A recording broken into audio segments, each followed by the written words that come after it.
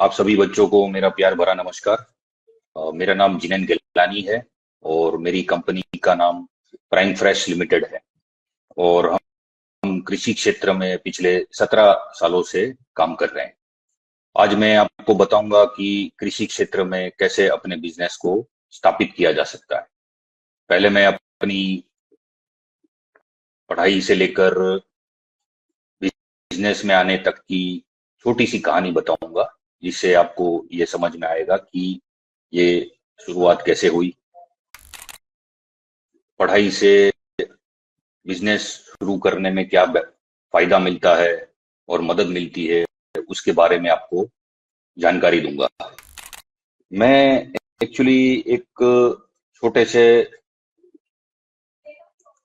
शहर सॉरी मैं ध्रांगध्रा नाम के एक छोटे से शहर में, जो कि से गुजरात स्टेट में है, वहां से हूँ। और उस जमाने में उसकी पॉपुलेशन लगभग 60,000 की हुआ करती थी, लगभग 28-30 साल पहले। मेरे पिताजी एक इंजीनियर थे और मैं एक मध्यम वर्गीय परिवार से हूँ। लेकिन हमारे जो जो जड़ें हैं वो खेती से जुड़ी हुई थी, और मैं खुद एक किसान भी हूँ। मेरी शिक्षा जो है उसी टाउन में हुई, जिसका नाम ध्रांगध्रा था, जैसे मैंने पहले बताया। और वहां पे मेरी जो पढ़ाई है वो अलग अलग क्षेत्रों में हुई। शुरू में मैंने 1 से 7 की जो पढ़ाई स्कूल में करी वो नॉर्मल स्कूलिंग थी। फिर मेरे पिताजी चाहते थे कि मैं भी इंजीनियर बनूं, तो उन्होंने 8, 9, 10 3 साल मुझे टेक्निकल एजुकेशन में डाला, जहां पर मुझे carpentry, electrical, engineering, drawing, Lohari, moulding, ऐसी सब बेसिक तालीम मिली। बाद में 11 और 12वीं कक्षा में मैंने साइंस में पढ़ाई करी, तो मैंने वो साइंस विज्ञान में पढ़ाई करी। और अंत में मैंने जब ग्रेजुएशन करने का समय आया तो मैंने कॉमर्स को चुना, मतलब वाणिज्य व्यवस्था को, और मैंने बीकॉम ग्रेजुएशन कंप्लीट किया। मैं काफी अच्छा स्पोर्ट्समैन था, तो मैं पहले से ही स्पोर्ट्स में काफी स्पोर्ट्स खेलता था, क्रिकेट से लेके athletics, 100 metre, 200 metre, 400 metre, long jump, high jump, kho kho, kabaddi. तो और प्लस मैं एनसीसी का बहुत ही अच्छा कैडेट था। और मैंने एनसीसी में 26 जनवरी 1995 में दिल्ली में मार्च पास्ट भी किया था। तो मेरा शुरुआती सपना था कि या तो मैं स्पोर्ट्समैन बनूं या फिर मैं पुलिस या आर्मी ज्वाइन करूं। लेकिन क्योंकि मेरा गांव बहुत छोटा था और हम उस जमाने में उतनी कोचिंग और तकनीकी सुविधाएं नहीं थी, तो उस वजह से मैंने फिर वो क्षेत्र को चेंज किया और मैं कुछ और करने के तरफ आगे बढ़ा। तो ग्रेजुएशन के बाद मैंने अपना करियर जो शुरुआत किया, मतलब काम करना शुरुआत किया, तो मैं एक राजकोट शहर में गया। राजकोट जो कि गुजरात में ही है, एक बड़ा शहर है। तो वहां पे मैंने शुरुआत में एक सेल्समैन की तरह काम शुरू किया, जिसमें मैं ऑटो रिक्शा चलाता था और ब्रेड बेचता था, ब्रेड, पाउं, ये सब बेचता था।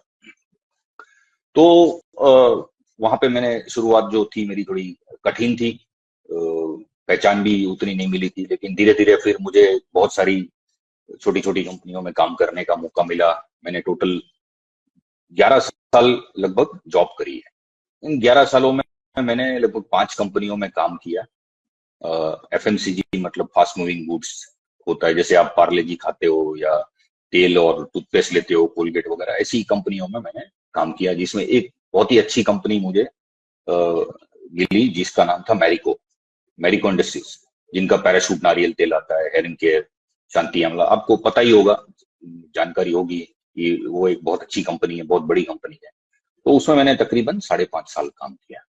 तो वहां से मेरा आत्मविश्वास बढ़ा, वहां पे ट्रेनिंग अच्छी मिली मुझे, और मुझे बहुत ही अच्छा गाइडेंस मिला हमारे सीनियरों का। हमारे जो ऊपरी अधिकारी थे उन्होंने मुझे बहुत ही मदद करी हर चीज में। इतना मुझे कंप्यूटर का नॉलेज नहीं होता था, मैं बड़ा देसी सा दिखता था। तो मेरे एटीट्यूड में, मेरे सोचने के तरीकों में उन्होंने एक अच्छा बदलाव लाया। और वहां उस कंपनी में से मैं फिर दूसरी एक कंपनी है उसमें गया। फिर वहां से मैंने रिटेल चेन जो थी, जैसे अभी आप देखते हैं रिलायंस फ्रेश है, बिग बाजार है, स्टार बाजार है, ऐसी एक कंपनी थी सुभिक्षा रिटेल। 2005 में उस कंपनी में मैंने as a business development manager काम शुरू किया। तकरीबन 1.5 साल काम किया वहां पर। तो उसी दौरान मुझे ये लगा कि फ्रूट्स और वेजिटेबल्स जो है वो एक बड़ा क्षेत्र है और उसमें बहुत ज्यादा बदलाव आएंगे और बहुत ही अच्छी इसमें आगे संभावनाएं हैं और बहुत सारे अवसर उसमें मुझे दिखे। तो कहीं ना कहीं मुझे व्यवसाय का विचार आया। मैंने सोचा कि अब व्यवसाय में आना चाहिए, तो मैंने वो विचार 2007 में, तकरीबन 17 साल पहले, मैंने वो विचार मेरे भाई, छोटे भाई हिरेन गेलानी को बताया। तो मेरा भाई जो था वो बड़ा उत्सुक था, उसने बोला कि नहीं, बहुत ही अच्छा आइडिया है, ये बिजनेस करना चाहिए, फ्रूट्स एंड वेजिटेबल्स का तो डिमांड हमेशा रहता ही है। तो फिर मैंने और भाई ने मिलकर एक छोटी सी कंपनी बनाई और उसमें 5 और 6 लोगों से हमने शुरुआत करी। शुरू में 5-6 लोग जो थे वो मिलके हम लोग एक फ्रूट्स और वेजिटेबल्स की कुछ वैन चलाते थे। वो वैन हमारी अलग अलग सोसाइटीज में जाके और अलग अलग लोग जगह पे खड़ी रहती थी और वहां पे हमारे पास डायरेक्ट कस्टमर जो है वो माल खरीदने आते थे और हम उनको माल बेचते थे। उसमें वेजिटेबल और फ्रूट्स के अलावा 2-4 और आइटम हमने रखी थी, जैसे आप आमरस है, दूध की आइटम है, कुछ है। तो वो सब हमने बेचना शुरू किया, कुछ पैकिंग करके वेजिटेबल्स को बेचना शुरू किया कि भाई लूज में मिलता है तो पैकिंग करके बेचते हैं। क्योंकि एक हमारा सपना था कि भाई जैसे सब्जी भाजी लूज में मिलती है या खुदरा में मिलती है, वो कभी ना कभी पैकिंग में उसका डाइवर्ट होगा, मतलब पैकिंग क्षेत्र में लोग आएंगे और धीरे धीरे उसकी डिमांड उस तरीके से बढ़ेगी भी। तो ये सोच से हमने बिजनेस शुरू किया। आज 17 साल के बाद हम अपनी कंपनी में लगभग 800 लोगों को रोजगार दे रहे हैं और तकरीबन 1 लाख से ज्यादा किसान हमसे जुड़े हुए हैं और पूरे भारत भर में हम अपना बिजनेस स्थापित कर चुके हैं, जहां पर बहुत सारे ग्राहकों को, बहुत सारे किसानों को हमने जोड़ा है। और हमारी कंपनी का जो बिजनेस है वो 2 तरीके का है। एक, हम फ्रूट्स और वेजिटेबल खरीदते हैं अलग अलग जगहों से, पूरे देश भर से, और अलग अलग जगहों पे उसको बेचते हैं जहां पर जैसी रिक्वायरमेंट है, जरूरत है। जैसे आपको एक जानकारी देता हूँ। जैसे अंगूर की खेती महाराष्ट्र में होती है, पूरे देश भर में नहीं होती है। तो अंगूर जो है पूरे महाराष्ट्र से पूरे हिंदुस्तान भर में अलग अलग जगहों पर जाता है जब अंगूर की शुरुआत होती है। वैसे ही महाराष्ट्र की प्याज है, गुजरात के मैंगो है, अनार है, राजस्थान के अनार है, हिमाचल के एप्पल है, कश्मीर के एप्पल है। तो ऐसी बहुत सारी प्रोडक्ट हमने देखी कि भाई जिसको एक जगह से खरीद के दूसरी जगह पे भेजा जा सकता है। तो फिर हमने देश भर में काफी जगह पे माल खरीदने के सेंटर खड़े किए, जहां पे हम किसानों से माल खरीदते थे, एग्रीगेटर से खरीदते थे। एग्रीगेटर कौन होता है? जो कि किसानों से माल लेके होलसेल में बेचता है। तो उनसे माल लेना शुरू किया हमने और हमने उस तरीके से अपने आप को पूरे देश भर में स्थापित किया। जो हमारे कस्टमर है जिसको हम माल बेचते हैं वो कौन है? तो जैसे हमारे कस्टमर है, जैसे मंडियों में माल बिकता है, वो जो मंडी के होलसेलर है वो भी हमारे कस्टमर है। सुपरमार्केट, आपने जैसे रिलायंस फ्रेश, स्टार बाजार, मैंने जैसे जिक्र किया, बहुत सारे और भी रिटेल चेन है, उनको माल बेचते हैं। फिर ई कॉमर्स, जो कि पिछले कुछ सालों में डेवलप हुआ, जैसे आप देखते हैं कि स्विगी है, जेप्टो है, जोमेटो है, आपका ये अमेजोन है, फ्लिपकार्ट है, उन लोगों को भी हमने माल बेचना शुरू किया। फिर जो एक्सपोर्ट करने वाले लोग हैं उनको भी माल देना शुरू किया, खुद भी एक्सपोर्ट करना शुरू किया। फिर हमने प्रोसेसिंग इंडस्ट्री वाले को माल देना शुरू किया। प्रोसेसिंग इंडस्ट्री क्या होती है? तो प्रोसेसिंग इंडस्ट्री मतलब जो, जैसे आप टोमेटो केचप है, मैंगो रस है, अपना बहुत सारे और भी प्रोडक्ट है, उनको भी वो क्या करते हैं कि खुदरा माल लेते हैं, कच्चा माल लेते हैं, उसको प्रोसेस करते हैं। जैसे टमाटर का केचप बनाएंगे मशीन में डाल के, तो वो सब उन कंपनियों को भी हमने माल बेचना धीरे धीरे शुरू किया। हमने ज्यादातर जो अभी हम काम कर रहे हैं वो सारी प्रोडक्ट है, जैसे अब देखेंगे तो कि आलू, प्याज, लहसुन है, सेब है, अनार है, आपका अंगूर है, खरबूजा है, और कुछ वेजिटेबल है जिसपे हमने काम करने का शुरू किया और अभी भी उसमें एक अच्छे लेवल पे हम काम कर रहे हैं। तो हमारी जो शुरुआत हुई थी वो B2C, मतलब हम डायरेक्ट कस्टमर को बेचते थे। और आज हम जो काम कर रहे हैं वो है B2B, मतलब सीधा होलसेल में लेते हैं और होलसेल में बेचते हैं, सॉर्टिंग ग्रेडिंग करते हैं, पैकिंग करते हैं, कस्टमर्स को ध्यान में रखकर हम क्वालिटी को मेंटेन करते हैं। हमारे बहुत सारे सेंटर है, कोल्ड स्टोरेज है, जिसमें हम मटेरियल को पैक करते हैं और लोगों को सुविधाएं देते हैं और उनको मटेरियल सप्लाई करते हैं। जैसे मैंने ऊपर आपको बताया, बहुत सारे कस्टमर हैं जिनको हम माल सप्लाई करते हैं। और इतना बड़ा कारोबार हम शायद इसीलिए अच्छी तरीके से सेट कर पाए क्योंकि हमारी जो सोच थी, हम जो सोचते थे वैसी हमको अच्छी टीम भी मिली। तो हमारी टीम जो है वो बहुत ही अच्छे लोगों से बनी हुई है, जो कि बहुत ही मेहनती, ईमानदारी, सक्षम और दिन रात मेहनत करने वाले लोग हैं। और हमारी सफलता में उनका योगदान बहुत बड़ा है, क्योंकि कोई अकेला इंसान कुछ भी नहीं कर सकता। अगर आपको बड़ा बनना है तो लोगों को साथ में लेके बनना पड़ेगा। और मुझे एक छोटी सी कहानी याद आ गई, मुझे लगता है कि आपको मुझे बतानी चाहिए। तो एक बार क्या हुआ कि क्लास के पहले ही दिन अंक 9 ने अंक 8 को थप्पड़ मार दिया। अब थप्पड़ मार दिया तो अंक 8 जो है थोड़ा सा घबराया हुआ और पूछा उसने अंक 9 से कि भाई मुझे क्यों थप्पड़ मार दिया, मेरा क्या गुनाह था, मैंने तो कोई कसूर नहीं है। तो अंक 9 ने बताया कि भाई देखो ऐसा है, मैं बड़ा हूं, गुरूर से बोला मैं तो बड़ा हूं, मैं मार सकता हूं। अब अंक 9 की ये बात सुनकर पूरे क्लास में थप्पड़ों की बौछार हो गई। अंक 8 ने अंक 7 को थप्पड़ मार दिया, अंक 7 ने अंक 6 को थप्पड़ मार दिया, 6 ने 5 को मारा, 5 ने 4 को मारा, 4 ने 3 को मारा, 3 ने 2 को मारा, 2 ने 1 को मारा। अब ये देखकर जो जीरो था वो कहीं कोने में दुम दबाकर बैठ गया। तो अंक 1 ने उसको बोला कि भाई तुम क्यों घबराए हुए हो, मैं तुम्हें थप्पड़ नहीं मारूंगा। तो अंक जीरो ने बोला भाई क्यों? तो बोले कि ऐसा है कि देखो, मैं तुमको थप्पड़ मारूंगा उससे ये प्रॉब्लम सॉल्व नहीं होगा। ऐसा बोलकर वो अंक 1 जो है वो अंक जीरो के बाजू में जाकर बैठ गया। अब हुआ क्या कि अंक 1 और जीरो मिलके 10 हो गए। तो अंक जीरो ने उसको पूछा कि भाई तुम मेरे पास आके कैसे बैठ गए, तुमने मुझे क्यों थप्पड़ नहीं मारा? फिर से पूछा, तुम भी तो बड़े हो। तो अंक 1 ने बताया कि देखो भाई, बड़ा वो नहीं होता है जो बड़ा अपने आप को सोचे और माने, बड़ा वो होता है जो दूसरों को बड़ा बनाए। तो मेरा ये कहना है दोस्तों, बच्चों, कि आपको लोगों को साथ में लेके चलना है, टीम बनानी है। अगर आप जिंदगी में कुछ आगे करना है, बड़ा बनना है, तो लोगों को साथ में लेके चलना पड़ेगा।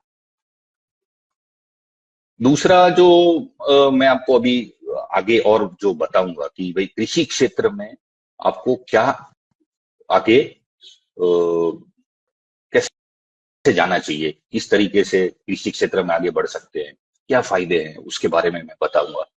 और मेरा मानना है कि कृषि में बहुत अपार संभावनाएं हैं। यह एक ऐसा क्षेत्र है कि जिसमें आप बिजनेस में सफलता प्राप्त कर सकते हैं। बदलता हुआ जो सिनारियो है, बदलते हुए जो समय है, उसके साथ अगर आपने अपने आप को बदल लिया तो आप बहुत जल्दी जीवन में आगे बढ़ जाएंगे। क्योंकि कृषि क्षेत्र में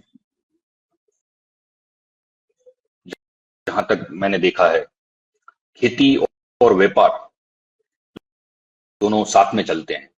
और यहाँ पर क्या है कि आपको बहुत बड़ी पूंजी लगाने की जरूरत नहीं पड़ती है, आप छोटी सी पूंजी से भी काम कर सकते हो। आपको किसानों से और व्यापारियों से अच्छे संबंध बनाने पड़ेंगे, जिससे आपका बिजनेस जो है वो सेट हो पाए। और हमेशा शुरुआत छोटे लेवल पे करनी चाहिए, ताकि अनुभव मिले और आपको समझ आए कि ये बिजनेस कैसे करना चाहिए, कैसे होगा। तो कहीं ना कहीं छोटी शुरुआत करने से धीरे धीरे आप आगे बढ़ सकते हो। जैसे मैंने अपना उदाहरण दिया कि हमने 4-5 लोगों से काम शुरू किया था और आज हम कहाँ पर है। तो एक चीज हमेशा याद रखना कि सफलता जो है ना वो एकदम से नहीं मिलेगी। और जिंदगी 100 मीटर की रेस नहीं है, जिंदगी मैराथन है। आपको मैराथन में जैसे दौड़ते हैं, मैराथन मतलब आप समझते हैं, और 100 मीटर मतलब छोटा होता है।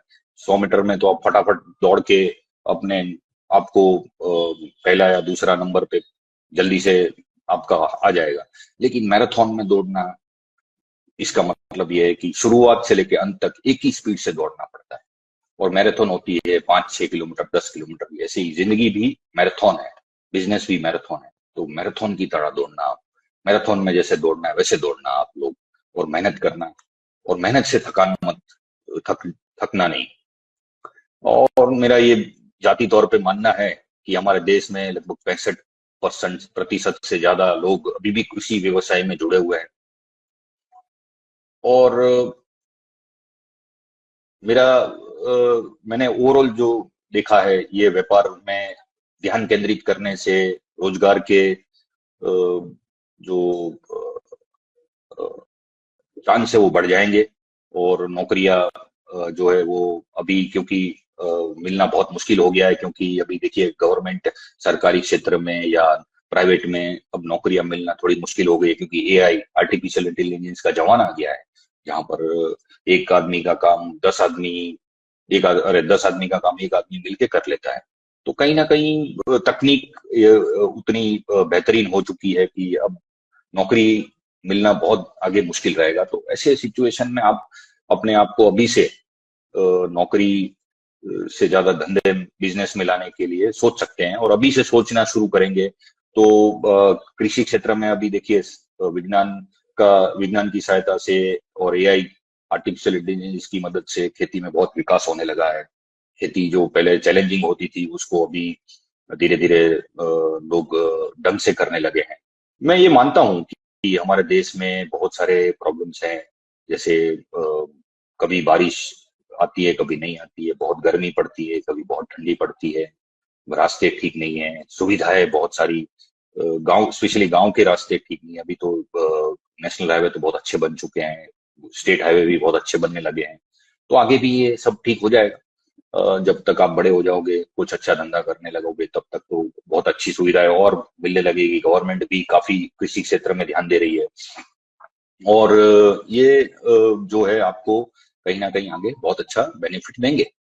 और मुझे पता है कि कृषि क्षेत्र जो है वो आगे प्रयास करने से बहुत ज्यादा हमको कमाई देगा। हमारे देश में फल, सब्जी, दूध और अनाज की डिमांड हमेशा रहने वाली है। बहुत बड़ा देश है, बहुत ज्यादा लोग हैं हम, और हमेशा हमको फ्रेश खाने की आदत है। तो उसी वजह से इसकी डिमांड कभी कमजोर नहीं होगी। और प्रोसेसिंग इंडस्ट्री भी बढ़ रही है, कोल्ड स्टोरेज भी बढ़ रहे हैं। पता नहीं आप लोगों में से कितने लोग इस लेवल पे मेहनत करके पहुंच सकते हैं। लेकिन मैं हमेशा ये मानता हूं कि अभी जो आने वाला भविष्य है वो आप बच्चों का ही है, और आप बच्चे जो है अभी इतने इंटेलिजेंट है कि आप इन चीजों को बड़ी भली भांति समझ पाते हैं। और अपना नॉलेज जो है आपको बढ़ाते रहना पड़ेगा। उसके ऊपर मुझे एक और एक छोटी सी कहानी याद आ गई है कि एक बार एक भाई साहब को नौकरी नहीं मिल रही थी, काम नहीं मिल रहा था। तो किसी दूसरे गांव में चला गया वो। तो जब वो दूसरे गांव में गया तो वहां पे वो नौकरी ढूंढने लगा। तो किसी बुजुर्ग आदमी ने उसको कहीं ना कहीं बताया कि भाई देखो वहां पे एक ठेकेदार है, वो ठेकेदार के पास आप चले जाओ, वहां पे आपको काम मिल जाएगा। तो वो ठेकेदार के पास गया। ठेकेदार ने बोला कि भाई क्यों आए हो? तो उसने बताया कि मुझे काम चाहिए, मेरे पास काम नहीं है।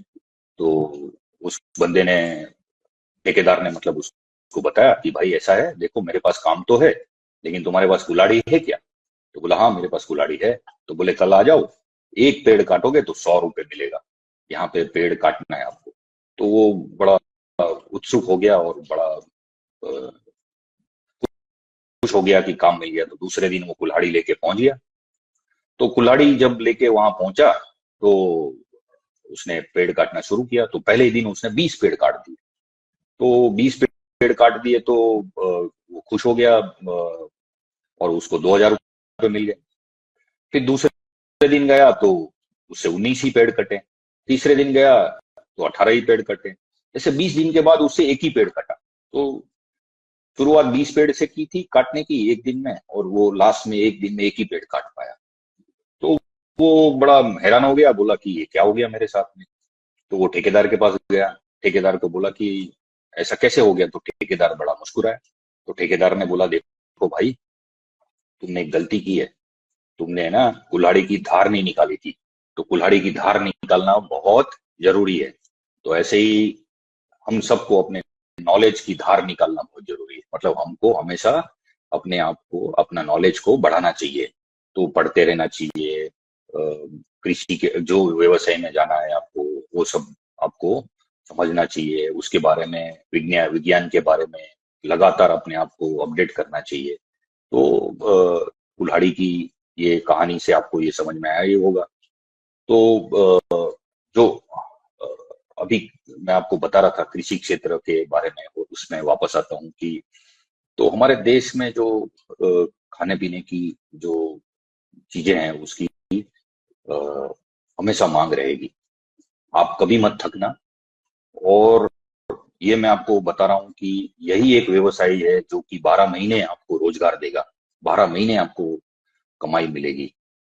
ये है कि आपको अपने एरिया में तलाशना है कि कहाँ पे किस तरीके की आपको सुविधा और चांस मिल सकता है। तो जाति तौर पे मेरा ये मानना है कि अभी जो आप जो बच्चे हैं वो इस देश का बहुत बड़ा भविष्य है।